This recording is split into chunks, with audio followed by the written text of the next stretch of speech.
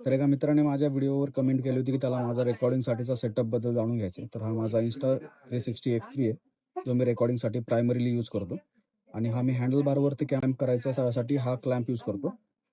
आणि हा इथनं डिटॅच पण करता येतो मला. आणि जर मला माझा कॅमेरा हेल्मेटला माउंट करायचा आहे, तर माझ्याकडे जे सगळे अटॅचमेंट्स आणि क्लॅम्प्स आहेत, जे मी इथं अटॅच करून कॅमेरा मला इथं माउंट करता येतो आणि मग मी रेकॉर्डिंग चालू करू शकतो. आणि Insta360ला जर ऑडिओ ॲड करायचा आहे, तर सेपरेट अडॅप्टर घ्यायला लागतं. ते थोडं कॉस्टली आहे आणि माईक जर घ्यायचा असेल, तर तो सेपरेट घ्यायला लागतो. त्यामुळं तो जरा जास्त एक्सपेन्सिव्ह साईडला जातं. मग मी त्यामुळे माझा फोनच यूज करतो. माझा फोन मी रेकॉर्डिंग चालू करतो आणि इथं ठेवून देतो. तर इथं जे साईडला कुशनिंग्स आहेत, तिथं फोन प्रॉपर लॉक होतो आणि खाली चिन गार्ड आहे.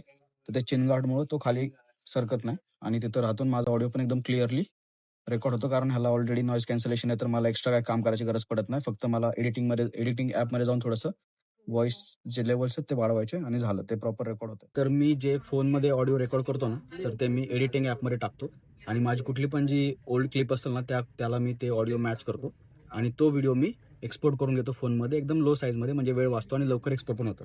आणि त्यानंतरनं तो जो मी पर्टिक्युलर व्हिडिओ एक्सपोर्ट केलेला आहे, मी तो Insta360चा जो ॲप आहे, त्यामध्ये जाऊन त्याचा ऑडिओ एक्स्ट्रॅक्ट करून जी माझी ओरिजिनल क्लिप आहे, ज्यासाठी मला ऑडिओ पाहिजे होता, तिथं मी ते मॅच करून लावून देतो आणि मग तो व्हिडिओ मी एक्सपोर्ट करून घेतो परत फोनमध्ये अँड डन. आता इथं मला थोडी झंझट आहे आणि वेळ पण जातो माझा, पण ठीक आहे माईक घेण्यापेक्षा, कारण माईक्स खूप महाग आहेत Insta360साठी स्पेसिफिकली. तर ते लगेच मला इन्व्हेस्ट नाही करायचं, सो मी हा मधला जुगाड वापरतो आणि ते काम चालू आहे माझ्यासाठी.